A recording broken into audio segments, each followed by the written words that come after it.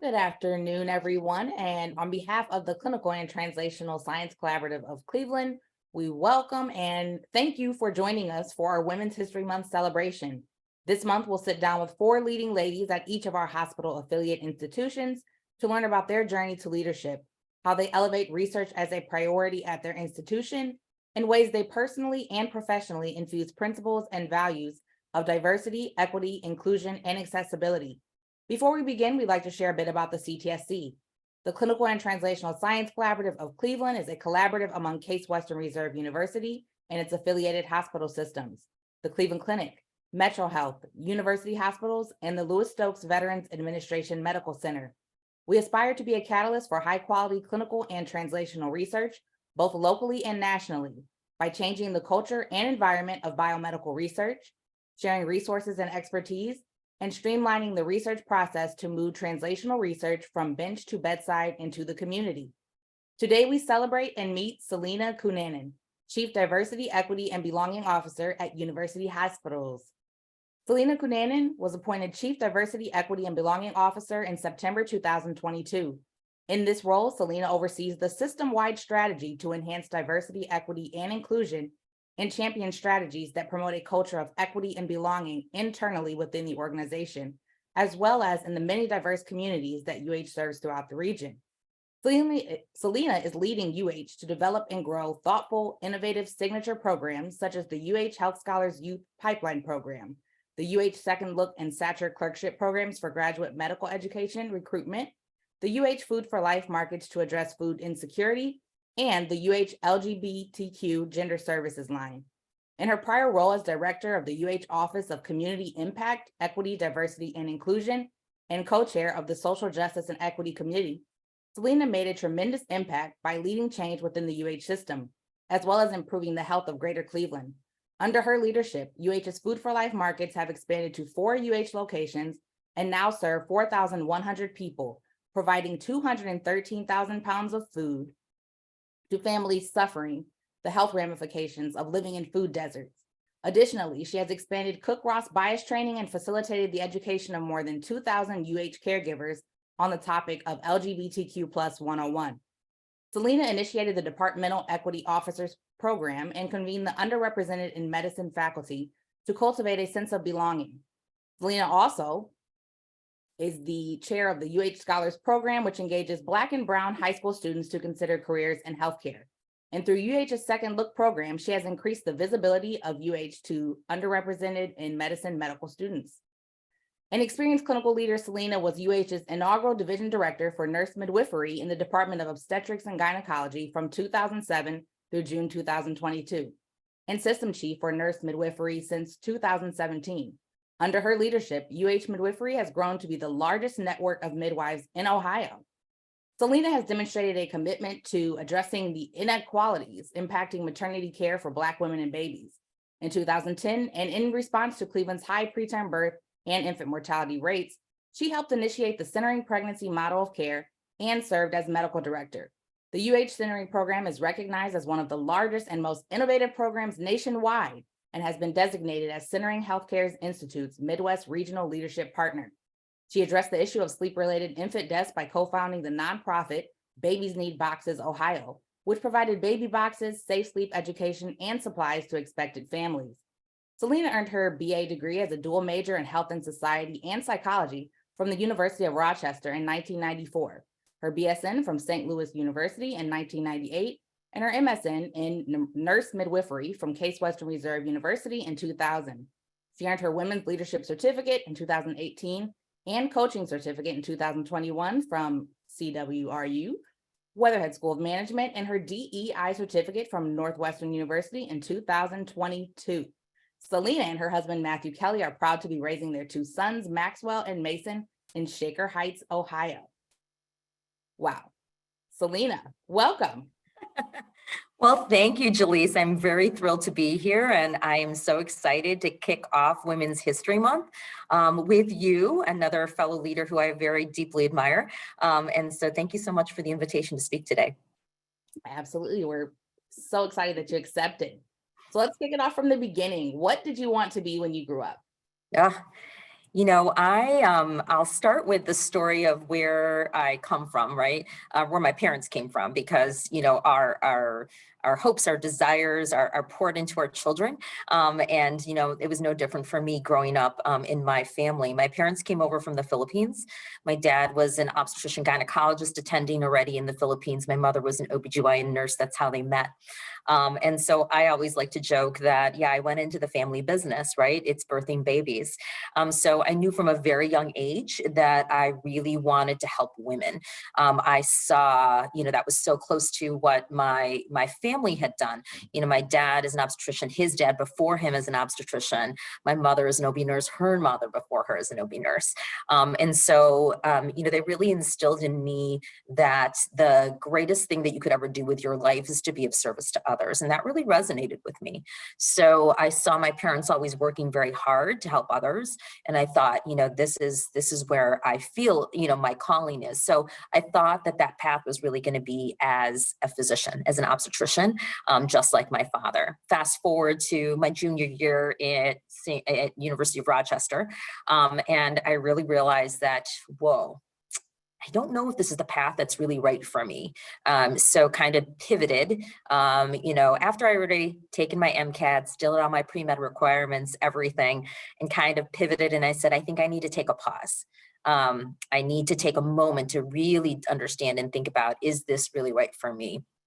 So it was tough to do, especially in our culture as Filipino and as an Asian culture, where the parents are very dominant, and that your biggest thing that you could ever do in your life, at least in my family, was go on for more education, and really in our family it was really looking at, and especially for my father's family, the best that you could be was a doctor.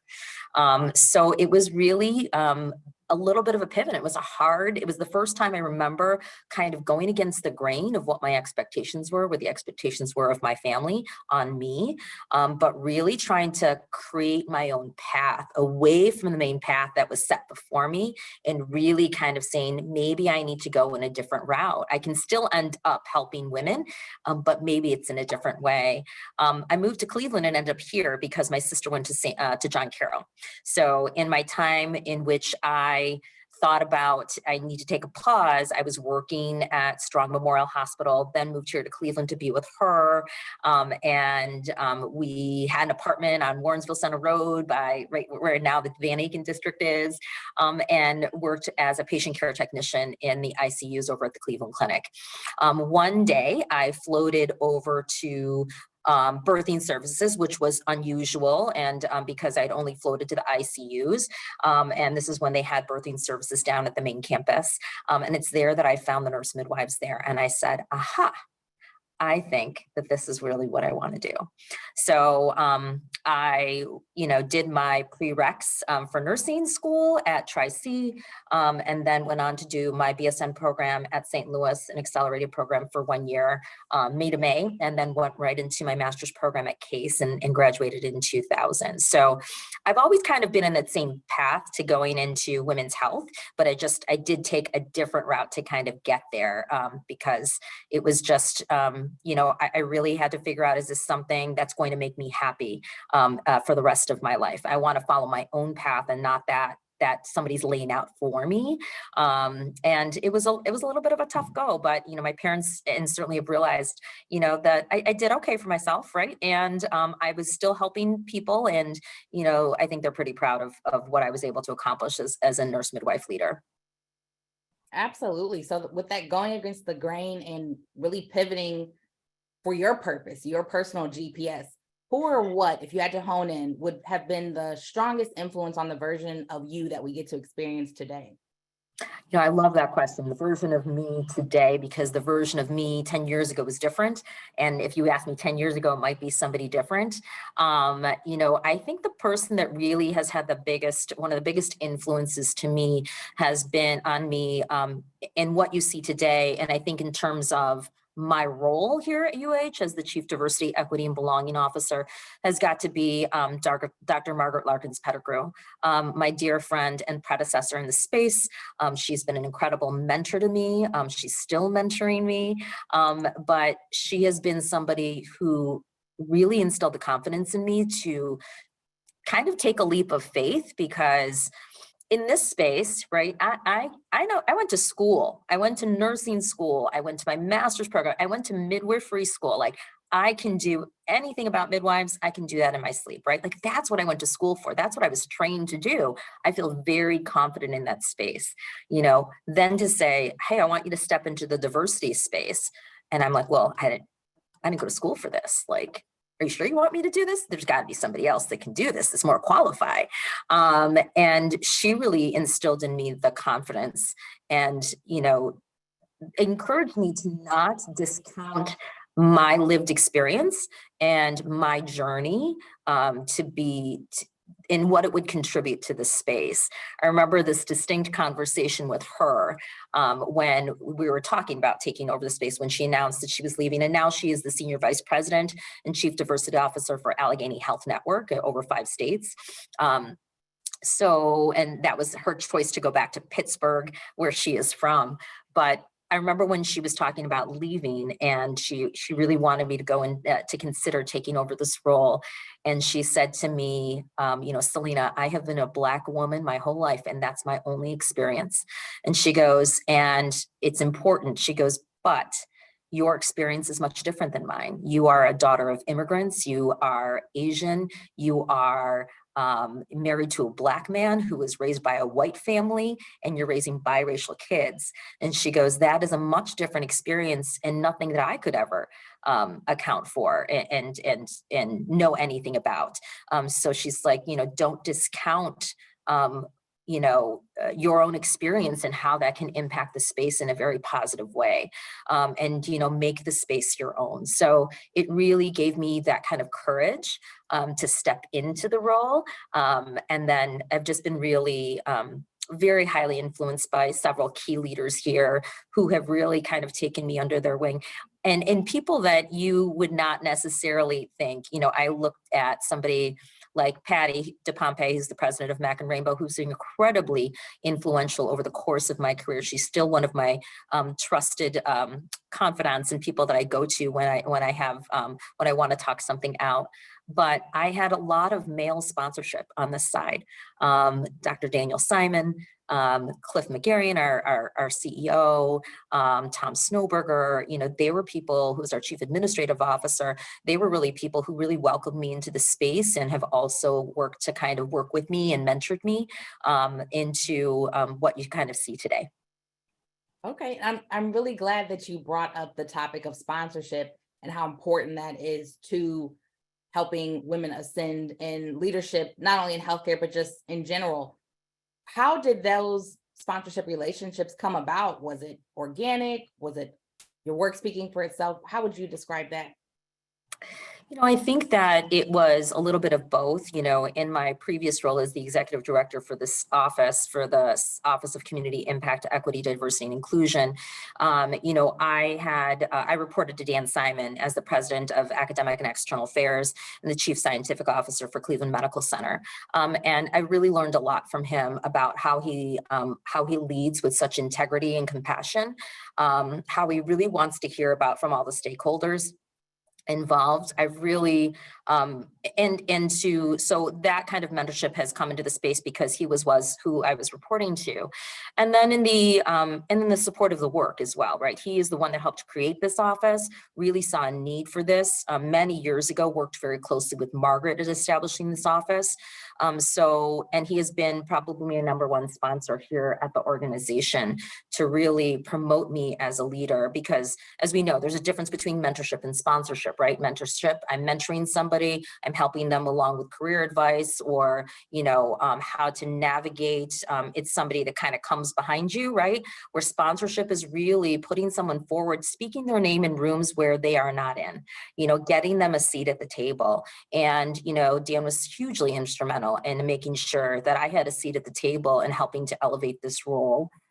to a chief diversity, equity and belonging officer role. And now, with working with, Cliff on this role, as well as our CEO, he makes sure to connect me with those conversations or those key stakeholders or community partners or leaders within the organization or outside of the organization that I should be involved in. And, the most important thing really is that they believe in the work. Right? We believe in the work of the organization. We know that this is a space that we have an opportunity to do better in, as is many people, many organizations across the country. And so we believe in the opportunity to elevate all people, all genders, all races, all walks of life, to make sure that we create this culture of belonging for inside the organization. And most importantly, for the communities that we service. We're lucky to live in a very diverse city and region, and how do we welcome people into our doors at every location? How do we make them feel like they're part of our family? How do we make sure that we know that we feel like that they belong? So I think that has, the belief in the work has really kind of evolved organically in those opportunities for sponsorship for me. Building off of the topic of belonging, and with that being one of the charges of your role, how do you build that culture of belonging? How does that play into your leadership style and why it works?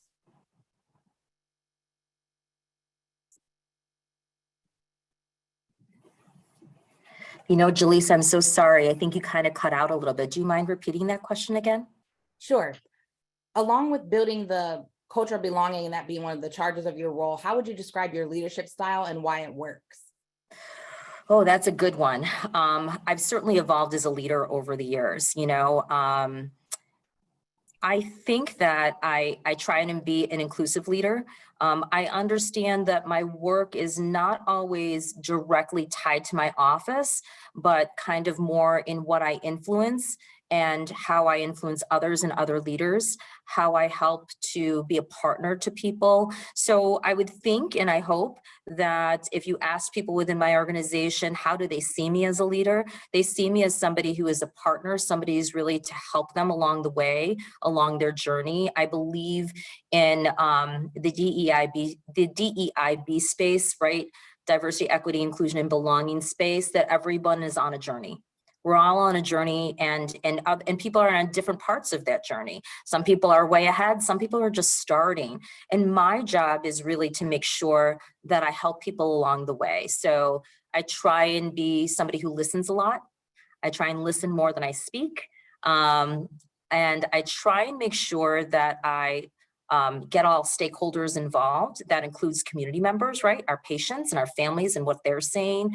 And then how do we interpret that and understand how we can do better? I think it's always about continuous process improvement. I always say that, diversity, DEI is not a destination, it's a journey. And it's just always about getting better every single time, every single day, every 8 hours. And that's sometimes the frustrating thing, is that I can see where things need to go, but it takes a long time to get there sometimes. And I move things, and sometimes I think, are we moving fast enough? Are we doing enough? And I have to keep on reminding myself that it was better than it was yesterday. It was better than it was last week. And so that's to kind of keep myself on that level-headed and really just continually inspired and engaged in the work, because I think it's also easy to get overwhelmed. This is an isolating space, as I know that you know, and it is challenging at times because you talk a language sometimes that people don't understand. And it's about bringing people along on that journey. So that's why the education portion and things like this, the things that you do, the things our office does, I think is so important to help people along that journey. Yes, I could not agree more. And when you talk about seeing that vision, seeing the bright light and where we need to go, what do you see as the future of healthcare? Oh, that's a really good question. Ideally, what I'd like to build is a place where inequities are non-existent. The disparities that we see are no longer there. That goes beyond healthcare though. And this has been a journey for me to understand that. That goes, when I first became a midwife, it was about 7 years before I realized the outcomes for the patients that I was servicing, the women that I was servicing right here in Cleveland. We service in my practice, the patients I service are predominantly Black. And I thought errantly when I was a new midwife that I would care for patients, I would birth them, I would birth babies, and people would have good outcomes. And that's what they need. They need access to healthcare, right? This is not something that we were taught in school. And it wasn't until I was working as a midwife here for about 7 years that we really talked about the inequities, especially for Black women and Black families, that existed right here in Cleveland, rivaled those of developing nations. Yet we have 4 major medical centers here within a short distance of everyone. Why was that? And it was really that discovery that it's, racism, not race, that drives those problems. And so what I see for the future is a place in which those inequities no longer exist, but that takes more than healthcare to make those differences, right? It is healthcare affects change by about 20%. The other 80% are determined by social determinants of health. So it is policy, it is government, it is voting, it is working with education, it is working with our local leaders, it is working with nonprofit agencies, it was working with grassroots community organizations, involving the community because they do have the answers. We just need to listen. And I think that has really inspired me to look really beyond the walls of our organization at other ways of how we as an anchor institution and the second largest employer in the region, we need to take a stronger stance on a lot of things. And we've started that. But we need to be leaders in leading things in this space, to saying that the choices we make in other areas, such as education or housing, affect the health outcomes. That's what affects the health outcomes more than the access to care within our 4 walls sometimes, So a future would be that I would no longer have a job. That it would not be necessary for my office to exist, to be quite honest. And that goes beyond race too. That is gender services, right? Making sure the LGBTQ community feels like they're welcome, looking at other marginalized communities such as Native Americans, Hispanics, Asians, that has not been part of the conversation of what we address here in the region as readily as it is for Black Americans, which is important because the majority of our city, with 54% of our region is Black, and they suffer the most from inequities because of racism. So, those other things will come as well. But I hope to be someone that doesn't need to exist anymore, that my role doesn't need to exist anymore, to be quite honest. So that's what I hope for in the future. Well, I hope to see that too. And I also and I feel that about, the work that we're doing at the Clinical and Translational Science Collaborative as well. Like you said, if it is ingrained in the fabric of the systems, if the systemic problems are addressed, we won't need to talk about some of the things that we're talking about today. But yeah. In the meantime, though, let's talk a little bit about research and how you support and promote research through your role. You mentioned that one of the saviors for ameliorating social determinants of health and really driving towards achieving an advancement of health equity is policy. So let's talk a bit about translation, and I'll just define this for the group. The process of translation involves turning observations in the lab, clinic, and community into interventions that improve the health of individuals and the public. We're talking diagnostics, therapeutics, medical procedures, and behavioral changes. In what ways does your work help support its researchers through the process of translation?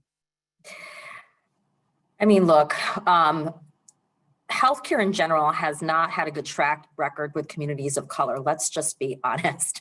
If anyone has, if you look at the outcomes associated not only with maternal mortality, infant mortality for Black communities, if you look at outcomes related to asthma, related to hypertension or diabetes, just in our area, right, just in the region, it's worse for those areas that have been, those communities that have been traditionally redlined in our region, in our city. And, Cleveland is the 6th most segregated city in the United States.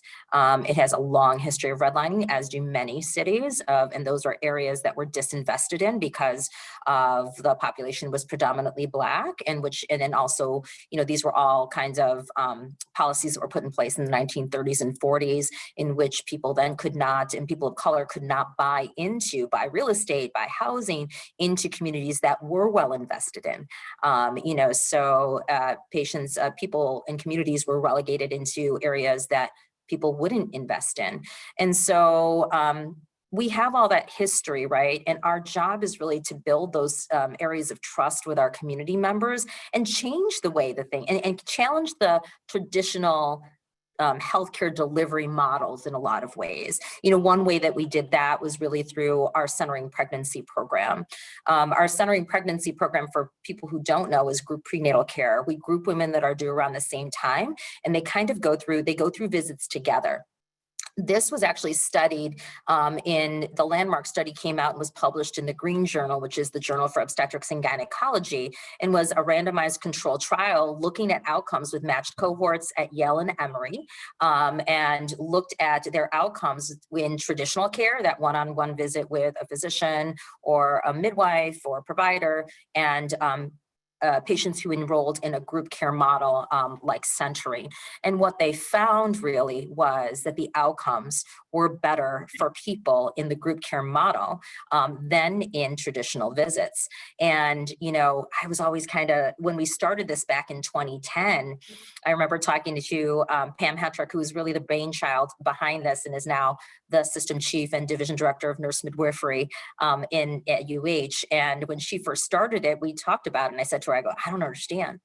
What's the magic? Like, how does this happen? And the research had really shown that when you really pulled out just Black participants, it was almost a 40% reduction in preterm birth, which is the largest driver for infant mortality.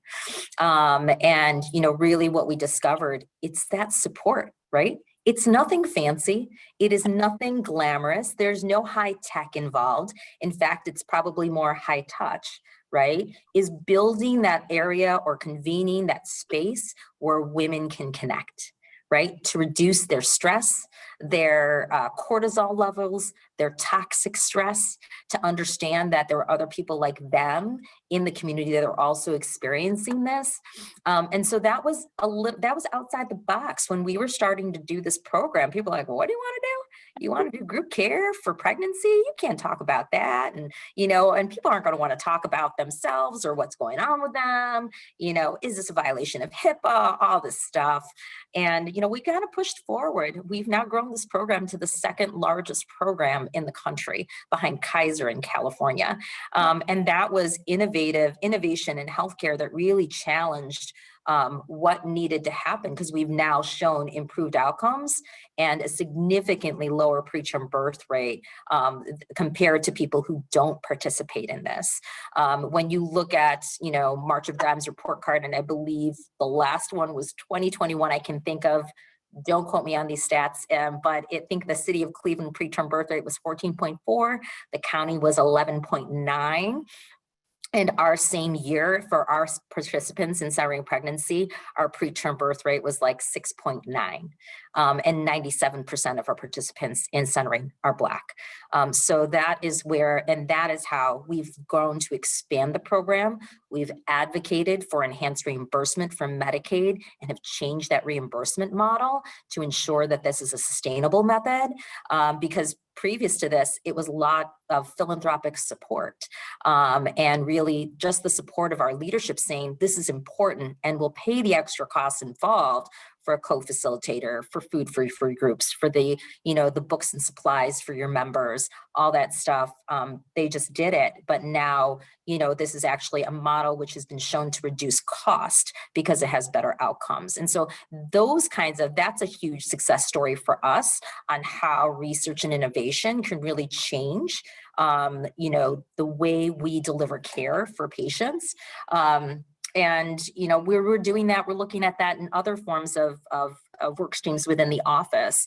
You know, our food insecurity program, which is Food for Life, looking at research associated. Do people that, you know, participate in our Food for Life program, who actually, you know, this is a partnership with the Greater Cleveland Food Bank.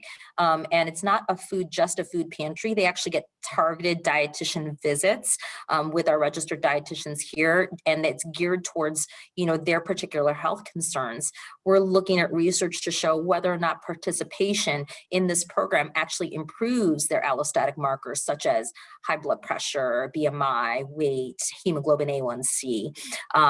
Those are things that we're looking at. And I think it's up to us as healthcare. And some people say, you know, that's not really healthcare. That's not something. You might get people, especially administration, sometimes to say, well, that's not what we do. We deliver healthcare, and that's not something we should get involved in because it costs money.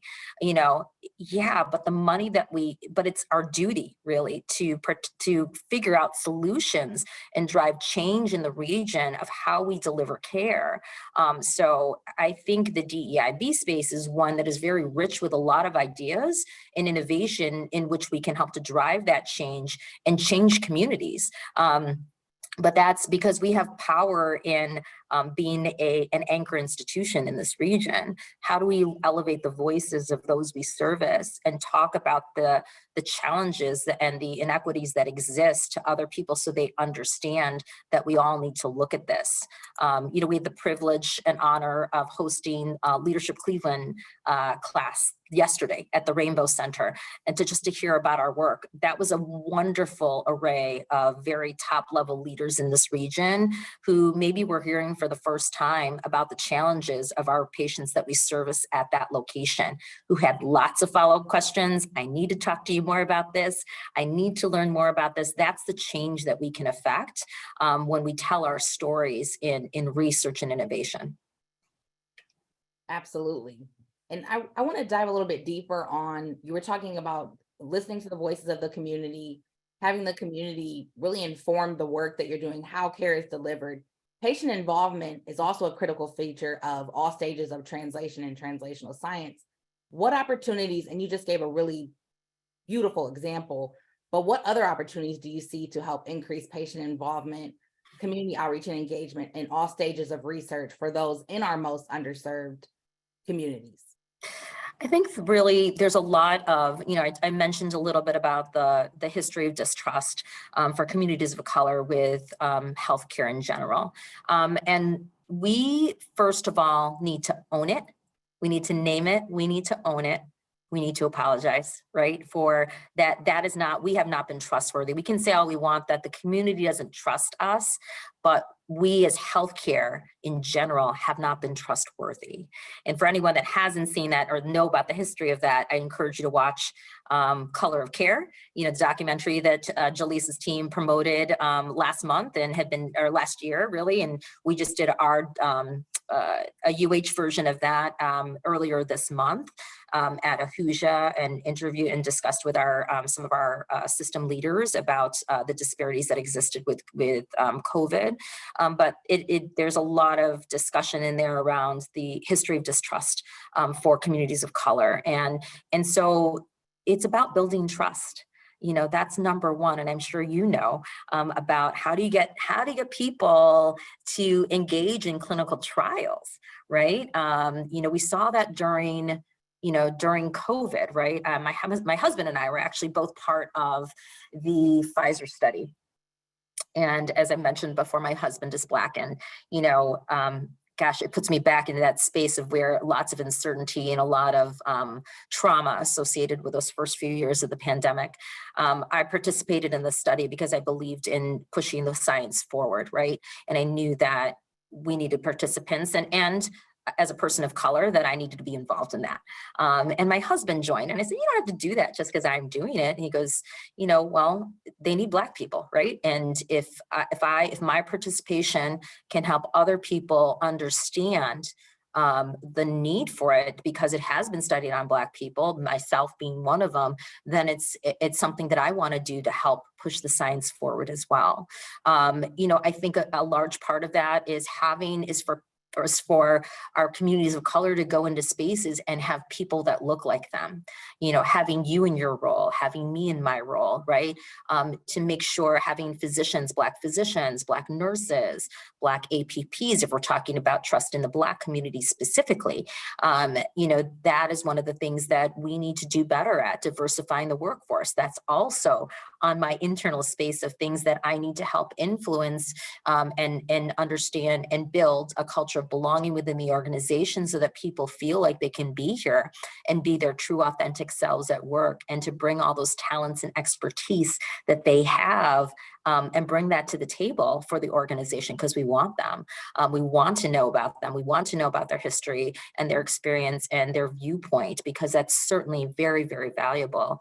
And not only the clinician workforce, right? The business end of it too. Our business partners, our HR partners, our communications partners, how do we tell the stories? How do we promote activities? How do we cover the things that, the great things within the organization that we do? How do we build trust in that sense? And I think it's all about building trust, and it's up to us to bridge that gap.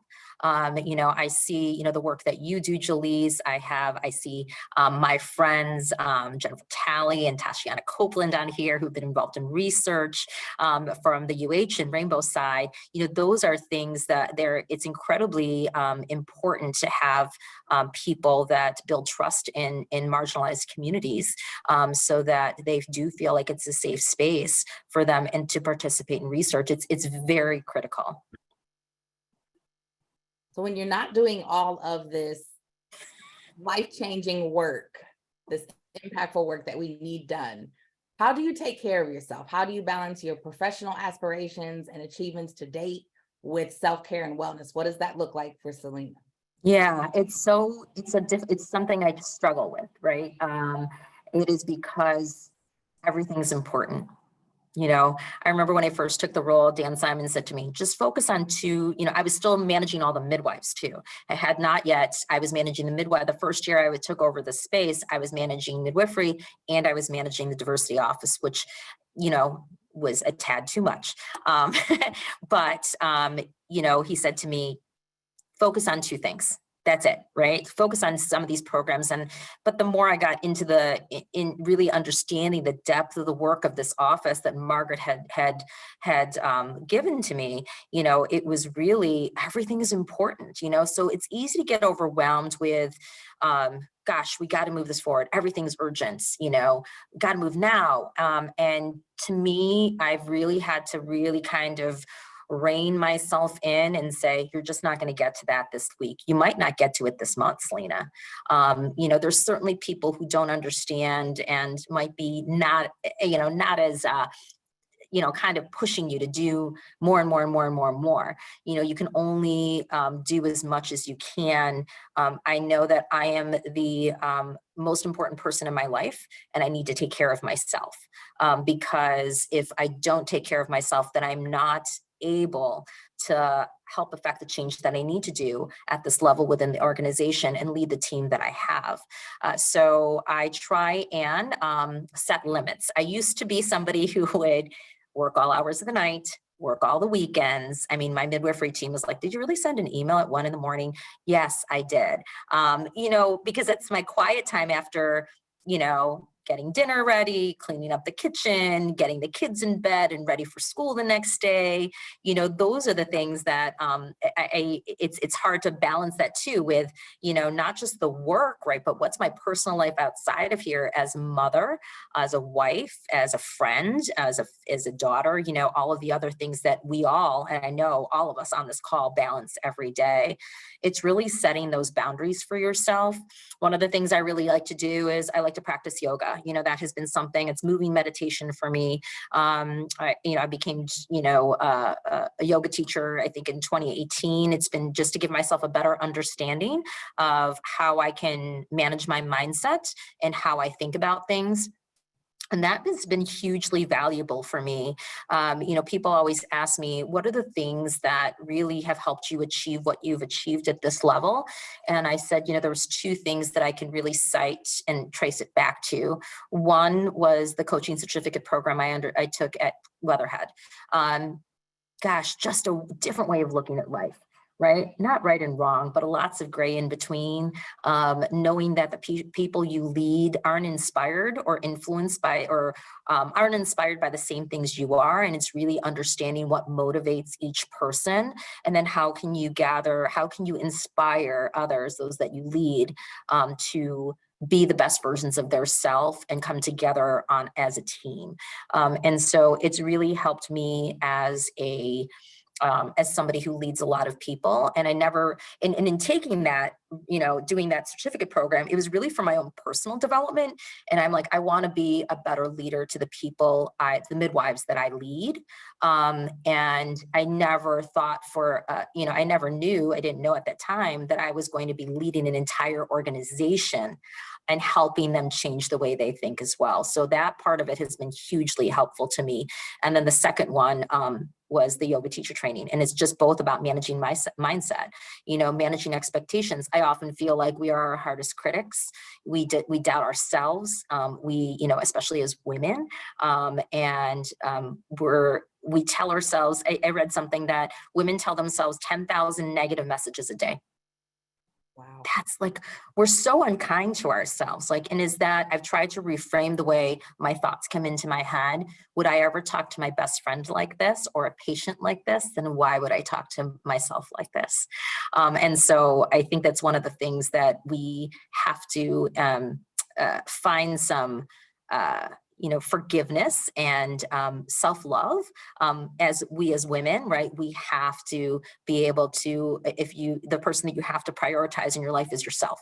And I say that as a very dedicated mother and wife, but even my husband knows if I am not taking care of myself, I am not the best version of myself. So that's one of the things, those are some of the things that have helped me along my journey. Thank you. Lots of gems packed in there. I will take some of those for myself as well.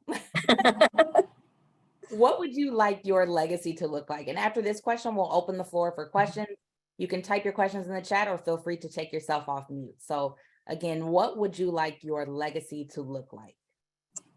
I have been incredibly lucky and fortunate to really align who I am without even knowing that was who I was with the work that I do. And I know I'm really fortunate. I know not everyone can say that they feel passionate about the work that they do every day. And I never thought in a million years that I'd be at this level, really leading an organization, but doing it because it's important to me, right? It's important to me personally. For all the, for my family, for my friends, for, my heritage, for the people that look like me, the people that look like my kids, the patients and my friends and colleagues. So I know that is really been a gift to me. So I would hope that my legacy is that people would see me as somebody who was an ally and an advocate, and somebody who listened, and somebody who created change. At this point in my journey, I feel like I have I've done a lot of great things. I've had a lot of great partners, and I could end my career today really feeling like I did as the best that I could. And so I feel very confident in that. But I also know that I think I was made to do more. And I think there's more that life has in store for me and God has in store for me as I move forward. And so I know that I have to, that there's more that I can't even imagine. So, but like I said, I just feel very fortunate that I have been able to do the things that I've already done. And so I hope that I'm inspiring to others. I hope I can help others along the way too, that I hope I help other women especially, because mentoring other women, sponsoring other women is certainly one of the things that I very much value and really want to promote, and things that I've done throughout my career. So I want to see other women come after me. I want somebody to take my job one day. I want somebody to be better than me in this role one day. And that's what I really hope. Beautiful. So tons of kudos in the chat for you. This conversation is so important and very inspiring. Thank you for being so transparent and for all that you do in our community. Celina, such an inspiring story. Thank you for sharing, and best wishes for continued success. Could you please put the name of the certificate program you mentioned in the chat at Weatherhead? Yeah, so it is, and I certainly can. It's the Weatherhead Coaching Certificate Program, and the other program I did over at Executive Education was the Women's Leadership Certificate, which was one of those things that really, I did that before the coaching certificate, and that was really impactful as well. And so both of those, they have a lot of great executive education that I was very fortunate to be sponsored by my leaders to take. And so have those conversations with your leaders. Say that this is something that's important. You know, it's not traditional CME, but if you have a leadership role and this is going to help train you to be a better leader, I think it was so impactful for me. Being coached and coaching others has really been a gift and a privilege. And so I highly encourage people to check that out. And then we have a couple of questions about coaching. Please tell us a bit more about coaching. And then also, let's say if you do aspire to reach the height of leadership, C-suite, and you don't currently have a sponsor, maybe not even a mentor, what are maybe 2 or 3 steps this individual should take to kickstart that journey? Yeah, I mean, I think just reach out to your networks, reach out to, and I will say, if you're at UH, we are starting a women's ERG, employee resource group. We're starting several ERGs that will be launching in April and May, and a women's one is one of them. So look for those if you're at UH, but I would say build your networks, attend things like this, reach out to people. People reach out to me all the time. I always am happy to meet with people. I see some people on the call that have internally tapped me, right, and said, hey, can you help me? I really just need to talk through some of these things. And I love being able to talk to other women and understanding what their challenges are. Most likely, there are people that have been there. I'm very transparent about the mistakes I've made along the way, the things that didn't go so well. I think if you ask any leader about, if they failed at anything, if they say that they haven't, they're lying. I failed at a lot of things. And, that's the things that we have to pick ourselves up and dust ourselves off and learn from it and say, okay, what can I do better now moving forward? It's about each of us being able to do better. Right. And so I would say build your networks, find other ways or other opportunities to network with other women. I'll give a plug. Cleveland.com is having a women's summit on April 20th. I think it's in person and it's downtown, and I will be speaking at that. So, and a lot of other great leaders will be speaking at that as well. I know at UH, we also have some wonderful work with our partners in HR and organizational development, leadership and learning. They do a women's leadership summit every year and that's been a wonderful conference for our women within UH to attend. But there's lots of, and if you're not finding those things, you can build it, right? Build a little network within your team. You can do that. I know a lot of departments that have done it. And if you need help and you're here in the organization, send me an email. I'm happy to help you. Sounds like wonderful advice. And anyone who's interested in taking advantage, you definitely should. And then for our final question, which accomplishment are you most proud of and why? Oh, gosh. I will say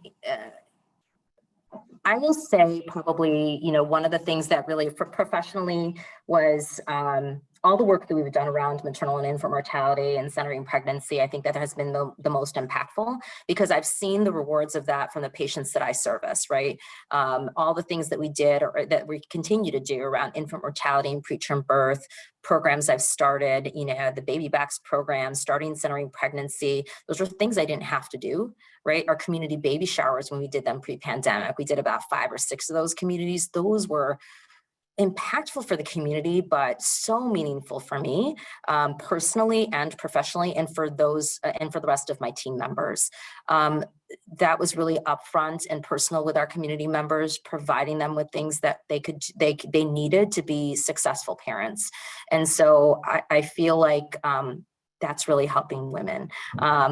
Personally, obviously, it's the little family I've created, and my kids are getting older. Max is a sophomore at Shaker Heights, aspiring physician, is in our Health Scholars Program, and my other one, Mason, is 11 and he's in 5th grade. And just what they have taught me about patience and resilience, and just to see the emotionally intelligent people they're growing into being. Sometimes I'll tell you a funny story. There was once when I was saying something, oh, that was stupid of me, I shouldn't have done that. And my 10-year-old at the time said, Mommy, I don't want you to say that. You are doing the best that you can. And I thought, what a little cheerleader and a little coach. And obviously he's hearing that from me.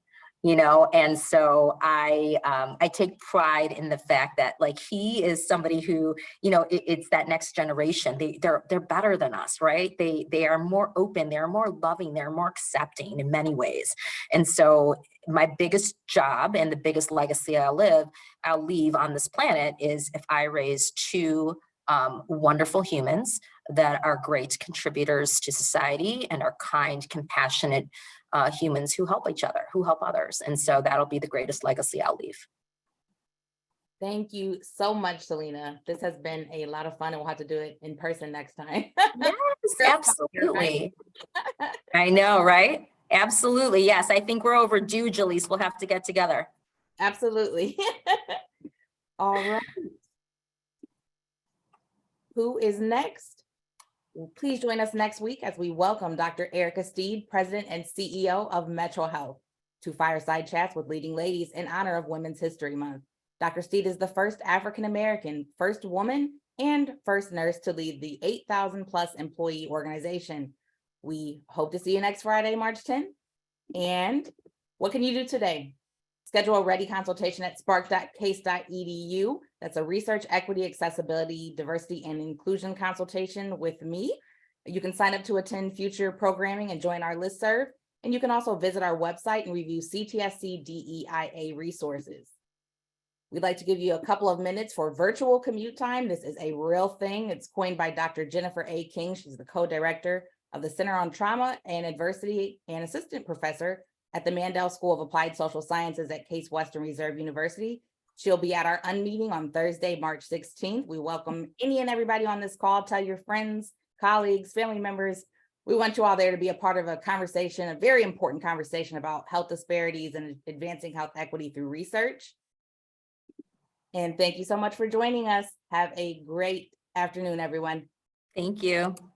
Thank you.